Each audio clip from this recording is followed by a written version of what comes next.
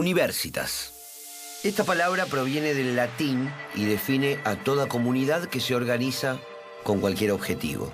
A partir del siglo XII, en Europa, su significado se aplicó para reconocer a los grupos de maestros y estudiantes que se unían por el derecho de enseñar y estudiar. Con el paso de los años, daría nombre a una de las instituciones más antiguas y complejas de la historia, la universidad.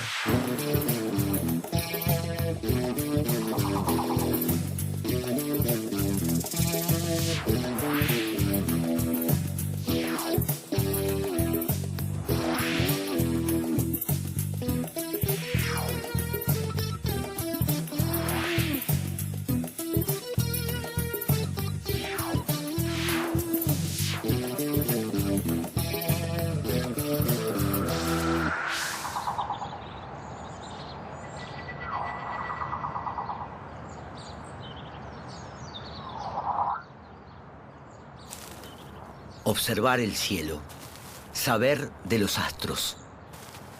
Desde la mitología hasta las primeras mediciones, la curiosidad por conocer el espacio celeste ocupó a todas las culturas.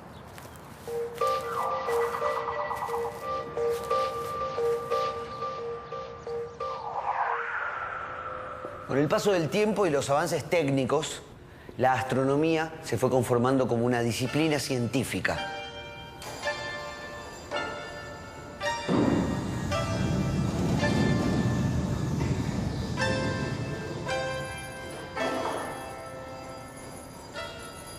¿En qué mundo ocurriría el desarrollo de la ciencia?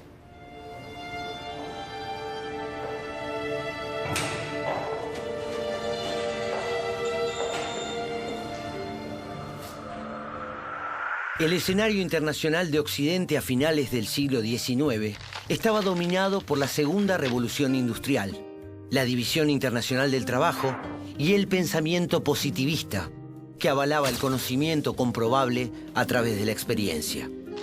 El auge de la ciencia y la tecnología fueron elementos propios del avance capitalista. Con el transcurrir del siglo, el desarrollo científico provocaría la modernización de los ferrocarriles, los barcos, las armas, la industria textil, alimenticia y farmacéutica.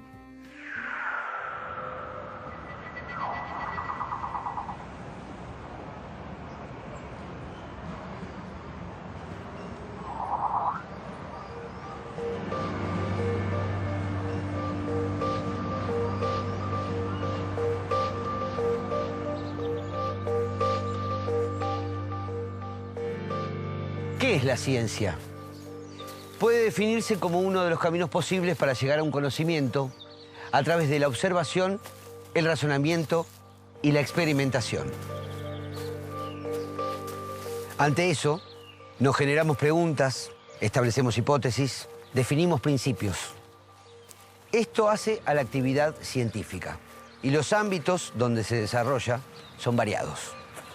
En sus orígenes, el sistema científico argentino tuvo influencia de modelos europeos. En 1870, Argentina estaba consolidándose como Estado-nación. Gobernaba Domingo Faustino Sarmiento. Ese mismo año había terminado la Guerra de la Triple Alianza, en la que los ejércitos de Brasil, Uruguay y Argentina habían atacado al Paraguay hasta exterminar a la mayoría de sus hombres jóvenes y adultos. El modelo paraguayo contaba ya con adelantos técnicos como la navegación a vapor, el telégrafo eléctrico, los ferrocarriles, las fundiciones de metales y astilleros. Pero fue arrasado y su desarrollo autónomo interrumpido. El lugar determinado para el continente americano dentro de la División Internacional del Trabajo era el de proveedor de materias primas. Argentina sería el granero del mundo y la orientación del conocimiento estaría marcada por el modelo agroexportador. La supremacía de las potencias occidentales en lo económico se reflejó en su influencia en lo cultural. Durante la presidencia de Sarmiento se incentivó la inmigración europea y se tomaron como ejemplo las organizaciones de las instituciones educativas en Europa.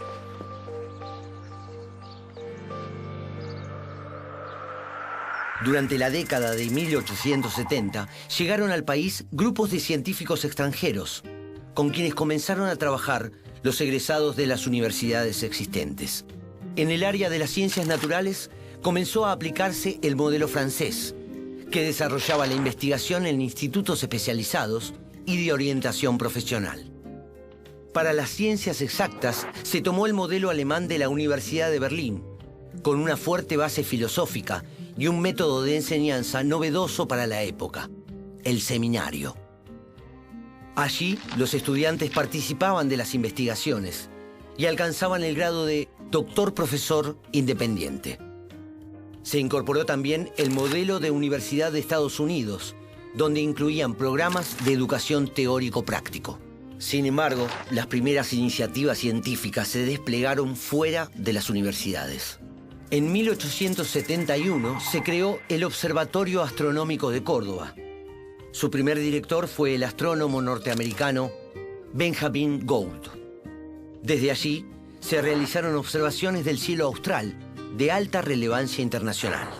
También tuvo otras iniciativas, como la creación de la Oficina Meteorológica Nacional y las primeras determinaciones de las longitudes geográficas de las ciudades más importantes del país, en base a las cuales se confeccionaron los primeros mapas precisos de la Argentina. Además, durante décadas fijó y emitió por telégrafo la hora oficial para todo el territorio. En 1872 se fundó la Sociedad Científica Argentina, impulsada por el ingeniero Emilio Rossetti y desarrollada por alumnos de Ciencias Exactas de la UBA con el apoyo del rector, Juan María Gutiérrez. A partir de 1880, tanto en Argentina como en América Latina, las mujeres fueron logrando ingresar a la universidad. Como colectivo social, venían teniendo participación en hechos históricos desde las luchas independentistas. Y entre las reivindicaciones propias de su género se encontraba el del acceso a la educación, lo cual no les resultaba fácil. En 1889, Cecilia Grierson fue la primera egresada argentina de una carrera superior. Se recibió de médica en la Universidad de Buenos Aires. Quiso ejercer como cirujana, pero no se le permitió, por ser mujer. Se dedicó entonces a la obstetricia. Logró dar clases en la universidad y realizó actividades de divulgación y acciones de defensa de los derechos de la mujer a la educación y a la práctica de la medicina.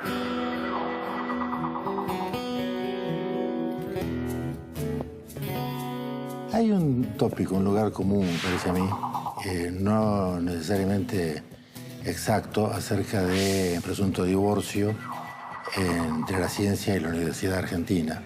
No es que no haya existido ese divorcio, pero me parece que hay que enmarcarlo en algo que es más general. En el mundo, el encuentro entre la ciencia y la universidad es un fenómeno muy tardío. La ciencia institucionalmente a partir del siglo XVII se desarrolló en las academias, no en las universidades. Las universidades, por el contrario, eran casi enemigas de la ciencia, por lo menos así la veían los científicos, porque estaban totalmente orientadas hacia la conservación del saber, más que a su crecimiento, a su enriquecimiento. Y además, muchas de ellas, quizás la mayoría en Europa, estaban muy apegadas al pensamiento católico tradicional.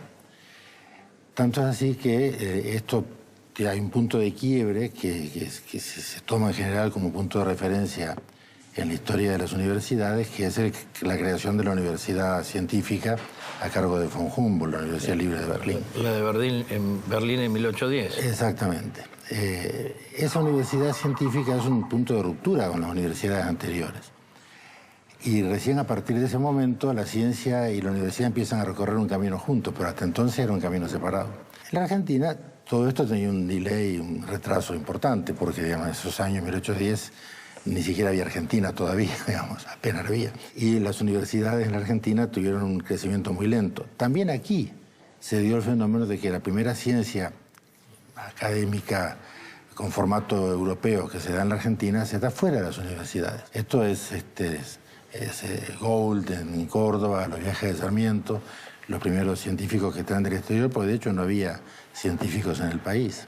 Yo siempre recuerdo que cuando Sarmiento fue a Harvard y conoció la Universidad de Harvard, una de sus primeras cartas escribió diciendo: por favor, cierren la Universidad de Buenos Aires en homenaje a la ciencia. La universidad no era un lugar que tuviera nada que ver con la ciencia, no tenía dedicación a esa expresión, no tenía investigación, es decir, era un lugar bastante desierto. El primer punto histórico, me parece a mí, de carácter institucional, de encuentro entre la ciencia y las universidades, fue con la creación de la nacionalización, ¿no? La creación de la Universidad de La Plata. Entonces, ahí sí, digamos, el proyecto de universidad ya era más humboldtiano. Bueno, es un poco impreciso hablar así porque en la Argentina nunca hubo una universidad humboldtiana en estricto senso. Pero lo napoleónico tiene más que ver con una universidad que está orientada hacia la capacitación profesional, ¿no? A la formación de los profesionales que el Estado necesita. Y por lo tanto la investigación no es lo prioritario en este enfoque napoleónico. Sí lo es en el enfoque napoleónico todo lo que tiene que ver con la forma de gobierno.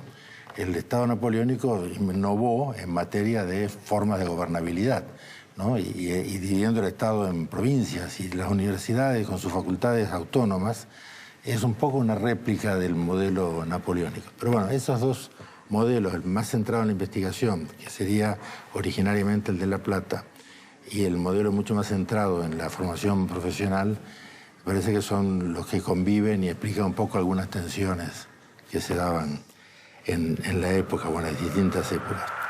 A principios del siglo XX nació una institución pensada especialmente para el desarrollo científico, la Universidad Nacional de La Plata. Esta universidad incorporó instituciones que ya existían: el Museo de Ciencias Naturales, el Observatorio Astronómico y el Instituto Agronómico Veterinario de Santa Catalina. Basada en las colecciones del museo, la Facultad de Ciencias Naturales desarrolló disciplinas como la botánica y la zoología, que a la vez promovieron la creación del doctorado en Ciencias Naturales. También la Escuela de Química y Farmacia organizó su doctorado. El hecho científico más significativo fue la creación del Instituto de Física, dirigido por los expertos alemanes Emil Hermann Bosse y su esposa Margrethe Haber. El instituto desplegó una intensa actividad vinculada a la física alemana, que en esa época se encontraba a la vanguardia mundial. Se creó también el doctorado en física y se completó así la institucionalización científico-docente de la disciplina en Argentina. En 1935 la situación del Observatorio Astronómico de Córdoba era crítica. No podía terminar de configurar el espejo de su gran telescopio. Por eso fue fundamental la participación de Enrique Gaviola, un científico mendocino que lograría un gran renombre internacional.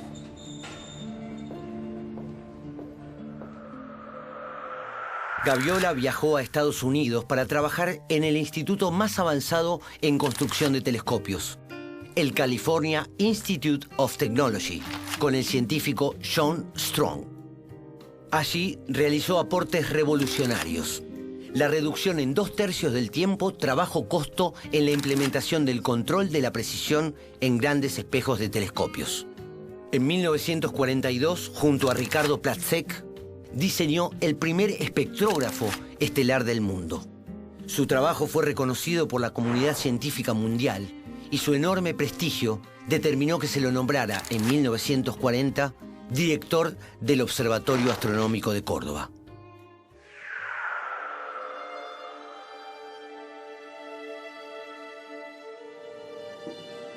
Conocimiento, ciencia, ¿cómo se fueron articulando en las universidades?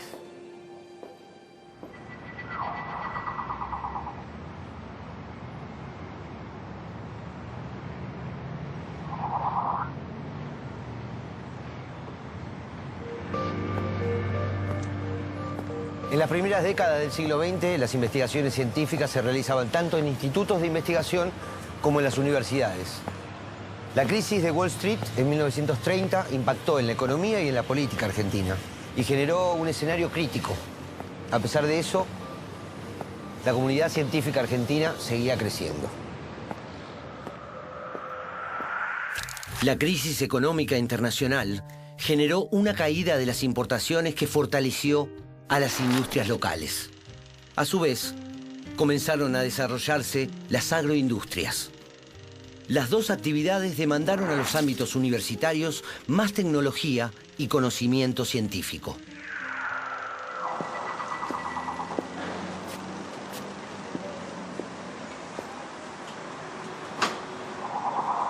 Una de las figuras más destacadas en la historia de nuestra ciencia fue el médico y farmacéutico Bernardo Husay.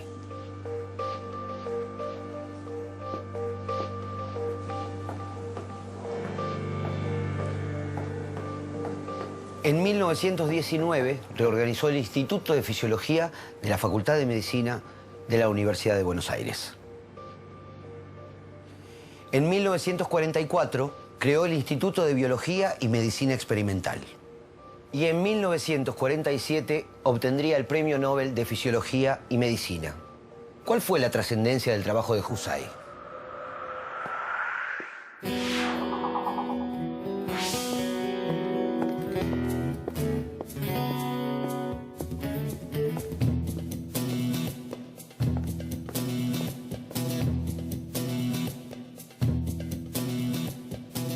Hay un hito importante que es Bernardo Husay, muy joven, asumiendo la dirección del Instituto de Fisiología de la Facultad de Medicina de la Universidad de Buenos Aires.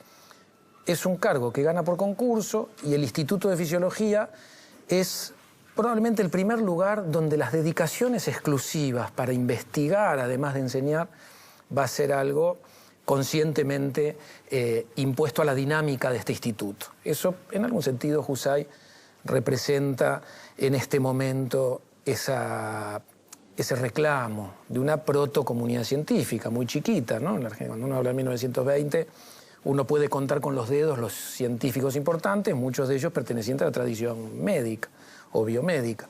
Ya Husay despunta como algo así como uno de los actores más importantes, no solo en el campo científico, sino como impulsor de creación de instituciones que van a ir, en algún sentido, en una dirección de ir incorporando, ir mejorando las condiciones de la investigación en la universidad. Ya en la década del 20 hay folletos de Husay, trabajos en donde él reclama explícitamente, ¿no?, que las universidades deben mejorar, cuál es el rol de la ciencia en la Argentina o cuál debería ser el rol de la ciencia en la Argentina, por qué las universidades se tienen que involucrar con la investigación. En este sentido, no es una casualidad que en 1933 se crea la Asociación Argentina para el Progreso de las Ciencias. Ya después del golpe del año 30. Exactamente, exactamente. Ya estaríamos en lo que podríamos llamar década infame. Es muy interesante la anécdota de cómo se crea la Asociación Argentina. Es un periodista, Silva, quien lo impulsa. Silva es periodista de la revista El Hogar, que es algo así como una revista Caras del presente, con la diferencia de que cada tanto hay un artículo de Scalabrini Ortiz o Manuel Gálvez, digo, para poner un poco de distancia, ¿no?, entre El Hogar y la revista Caras. Quiero decir, es una revista social en la que escribe Silva, que a la vez es periodista parlamentario, y en una sesión parlamentaria escucha hablar mal de la ciencia en la Argentina. Hablar mal quiere decir, escucha a algún senador diciendo que en la Argentina la investigación científica no tiene mucha relevancia, y empieza a sacar una serie de entrevistas en la revista El Hogar. Esto es muy llamativo, porque uno va a una revista de sociales y encuentra durante varias semanas entrevistas muy extensas y muy técnicas, ¿no? Sobre espectrometría, sobre fisiología. Y dice Silva, cuando cuenta él, ¿no? en un relato posterior, dice, después de haber hecho la serie de entrevistas, reunía a los entrevistados en una cena, en algún restaurante de Buenos Aires, y de esa cena surge la idea de crear la Asociación Argentina para el Progreso de las Ciencias. Así nace esta asociación, que va a ser importante durante la década de los 30. Su presidente va a ser Husay, es privada. Justo en 1935 le va a asignar un dinero para que con lo que produce ese dinero pueda funcionar la Asociación Argentina para el Progreso de las Ciencias, y con ese dinero más un intento de generar algo así como un protosistema de filantropía local, van a generar fondos para mandar jóvenes investigadores a estancias en Europa o en los Estados Unidos. Se van a pagar algunos subsidios. En Argentina, como sabemos, nuestras élites económicas nunca se caracterizaron por dar un apoyo importante a la ciencia, con lo cual cuando uno ve esta protofilantropía, ve casi vínculos personales, ¿no? En el grupo de Husay está Leloir, está Braun Menéndez, de familias... Claro, familias adineradas. Adineradas, importantes en términos de lo que podríamos llamar la élite económica. Husay se las ingenia para llevar adelante esta trayectoria bastante, uno diría, virtuosa, mientras en simultáneo se publican folletos, se va promoviendo esta idea de por qué es necesaria la ciencia en un país latinoamericano. Se reclaman condiciones adecuadas para los laboratorios universitarios. Uno podría decir, es una retórica del reclamo, ¿no? Ese reclamo se hacía en un contexto en que la trayectoria evolutiva de la Universidad Pública Argentina no era propensa a la investigación. No había dedicaciones completas, era una formación claramente profesionalista, vinculada a las profesiones tradicionales de ejercicio liberal. Es decir, es en ese contexto. Exactamente. Una retórica del reclamo, del intento de visibilizar qué significa la ciencia, donde el científico aparece muy idealizado, ¿no? Como una persona desinteresada, uno diría idealizada, en la manera en que hoy diríamos un poco ingenua, ¿no? Pero es anacrónico hoy acusar de ingenuidad, porque es un poco la retórica que también uno ve que se propaga incluso en países europeos.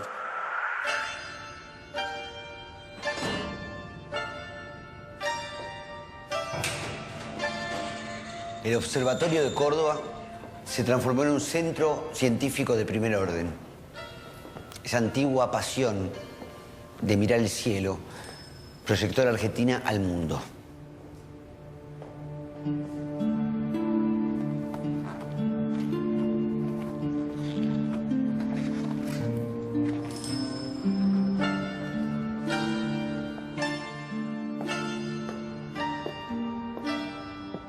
Al mediar los años 40, en las universidades de América y Europa, se vivía una fuerte tensión entre las exigencias de autonomía de los espacios académicos y la planificación propuesta desde el Estado de vincular la investigación con las políticas públicas.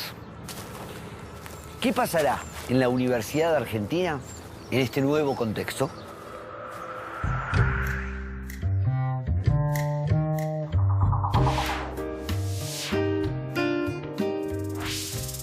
Lo que ocurre durante el gobierno de Perón, si yo le tuviera que poner una frase, te diría que es el primer momento en donde nuestro país parece comprender cuál es el rol de la ciencia y la tecnología para un país que necesita industrializarse, que podríamos llamar país en desarrollo. Bueno, yo estuve en el 51, cuando el Centro de Derecho apoyó la huelga de la fraternidad.